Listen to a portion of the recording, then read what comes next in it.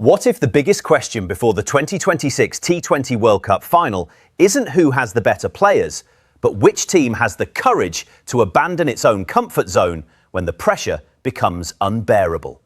Because that's exactly what this India versus New Zealand final is about. Not reputation, not hype, not social media narratives. This is about tactical bravery, psychological resilience, and which coaching staff is willing to make the uncomfortable decisions that win championships. India arrive at this final carrying the weight of expectation that no other cricket nation faces. Every press conference, every interview, every training session has been shadowed by the same question. Can this generation finally close the deal on the biggest stage? The players won't say it publicly, but inside the dressing room, they know the stakes. A loss here isn't just another tournament defeat. It becomes another chapter in a growing narrative about talent without closure. And if you've been watching closely, the Indian camp has been quietly recalibrating its tone. The captain and coach have shifted messaging away from dominance and toward discipline. That's not accidental, that's psychological management. They're trying to strip emotion out of a final that carries enormous national pressure. Now look at New Zealand, a team that has quietly become the most mentally stable tournament side in world cricket. No noise, no theatrics, no inflated promises. Their press conferences feel almost boring, and that's precisely why they're dangerous. They approach finals the way surgeons approach operations: methodical, unemotional, ruthless when necessary. But here's the question nobody in mainstream coverage is asking. Does New Zealand actually have the firepower to survive India's depth in a high-scoring final? Let's break down the probable playing 11s, because the lineup decisions themselves reveal the strategic battle. India's likely 11 looks something like this: Rohit Sharma, Jasprit Jaiswal, Virat Kohli, Suryakumar Yadav, Hardik Pandya, Rishabh Pant as wicketkeeper, Ravindra Jadeja, Kuldeep Yadav, Jasprit Bumrah, Mohammad Siraj and Arshdeep Singh. At first glance, that lineup screams batting depth and bowling versatility. But look deeper and you start seeing the pressure points. Rohit Sharma remains one of the most destructive power play hitters in T20 history. But his vulnerability to early swing hasn't disappeared. Teams know that if you move the ball for the first 2 overs, Rohit can be pinned. That's where New Zealand's opening strategy becomes critical. Jaiswal brings explosive intent, but finals aren't league games. Aggression without patience can become a liability if the pitch offers early movement. Then you reach the emotional engine of this lineup, Virat Kohli. The question isn't whether he can perform under pressure. History says he thrives there. The question is tempo. If Kohli absorbs too many deliveries early, India's middle overs can stagnate. That's the tactical puzzle. Suryakumar Yadav remains perhaps the most unpredictable batter in the format. When he's in rhythm, bowlers look helpless. But when the pitch slows down, even Sky can struggle to manufacture boundaries. Hardik Pandya is the hinge of this entire team. His ability to deliver 2 explosive overs with the bat and a couple of disciplined overs with the ball gives India flexibility. But here's the uncomfortable truth. His bowling workload has fluctuated all tournament due to fitness management. Rishabh Pant adds chaos. That's both an advantage and a risk. Pant can break a game open in 5 deliveries, but he can also throw away a momentum moment. The bowling group is where India may have the real edge. Bumrah is arguably the most precise death bowler in the world right now. Siraj provides early aggression. Arshdeep has become one of the most reliable left-arm death specialists. And Kuldeep's wrist spin gives them a middle overs weapon. But here's the tactical vulnerability. If the pitch turns slow, India could be forced to rely heavily on Jadeja's containment rather than wicket-taking. Now flip to New Zealand's expected 11. Devon Conway, Finn Allen, Kane Williamson, Daryl Mitchell, Glenn Phillips, James Neesham, Mitchell Santner as captain, Tim Seifert as keeper, Trent Boult, Lockie Ferguson and Matt Henry. Immediately, you notice the contrast. India's lineup is explosive and star-driven. New Zealand's is balanced and system-driven. Devon Conway is the stabiliser. He reads conditions better than most T20 openers. Finn Allen is the wild card. He can destroy a bowling attack in 3 overs or get dismissed attempting something reckless. Kane Williamson remains the intellectual centre of this batting lineup.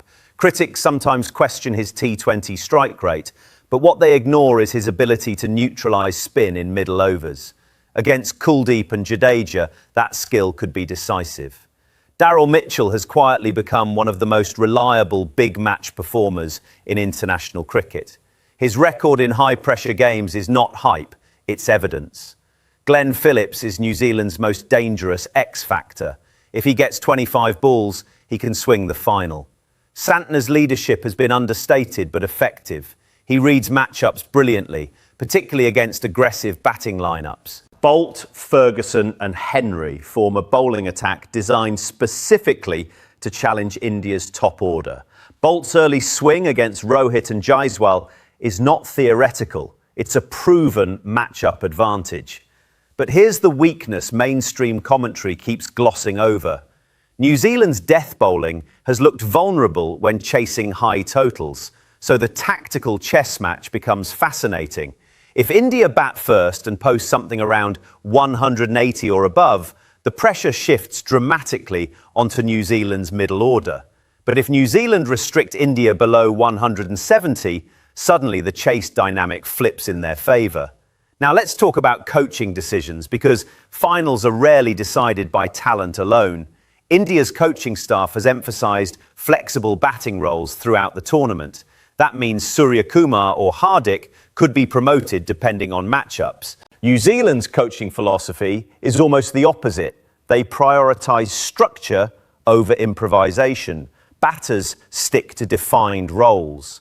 Which philosophy wins a final? That's where things get interesting. Flexible teams can adapt, but they can also overthink under pressure. Structured teams remain calm, but they can struggle if the match situation deviates from plan. Now consider the psychological angle. India are playing with a national emotional wave behind them. Millions of fans expect victory. That support can fuel players or suffocate them. New Zealand operate differently. They're comfortable being underestimated. And there's another storyline the mainstream coverage hasn't addressed enough: contract incentives. Players across both teams are negotiating future franchise deals in leagues around the world. A final performance dramatically influences market value. A dominant innings from someone like Finn Allen or Suryakumar Yadav could trigger multi-million-dollar franchise bidding wars. That financial reality adds another layer of pressure and motivation. Inside the dressing rooms, the dynamics are also shifting. India's younger players look to Kohli and Rohit for emotional cues. If those veterans show calm, the team stabilises. If frustration creeps in, the tension spreads quickly. New Zealand's culture works differently. Their leadership group distributes responsibility evenly, no single emotional centre. That structural difference becomes critical in pressure moments. Now here's a question that should make you uncomfortable. Has India actually been tested in a high-pressure chase during this tournament? Because if the final becomes a tight pursuit with 8 runs per over required in the final 5 overs, that's where nerves historically surface. New Zealand, meanwhile, have built their reputation on surviving those exact scenarios. Fans often frame this final as star power versus discipline. But that's too simplistic. This is really about tempo control. India want acceleration. New Zealand want friction. India want explosive overs. New Zealand want predictable phases. Whoever controls the rhythm controls the match. And here's the bold reality many analysts won't say publicly. India's biggest threat in this final might actually be impatience. If they try to dominate every phase instead of respecting the situation, New Zealand will drag them into a tactical grind. But if India remain disciplined and allow their talent to unfold naturally, their depth could overwhelm the Black Caps. So where does this leave the prediction? Evidence suggests India have the stronger overall squad, deeper batting and more lethal death bowling. But New Zealand possess the calmer psychological framework and the strategic discipline that wins tight finals. And that's why this match could come down to a single moment: Boult's opening spell versus Rohit Sharma's power play aggression. If Rohit survives the first 3 overs and attacks Boult successfully, India seize control of the match narrative. If Boult removes Rohit early, the entire emotional equation shifts. Here's the controversial prediction that might upset a lot of fans. India will likely dominate the early momentum. Their batting firepower should produce a strong platform. But New Zealand will drag this match into a late-game pressure cooker where experience and composure matter more than talent. And if that happens, if the final comes down to the last 2 overs, history suggests New Zealand's methodical calm may expose India's lingering vulnerability under ultimate pressure. So the bold call is this: expect an incredible final. Expect momentum swings, expect moments of brilliance from both sides. But don't be shocked if New Zealand once again remind the cricket world that the most dangerous team in a final is not always the most talented one. It's the one that refuses to panic when everyone else does.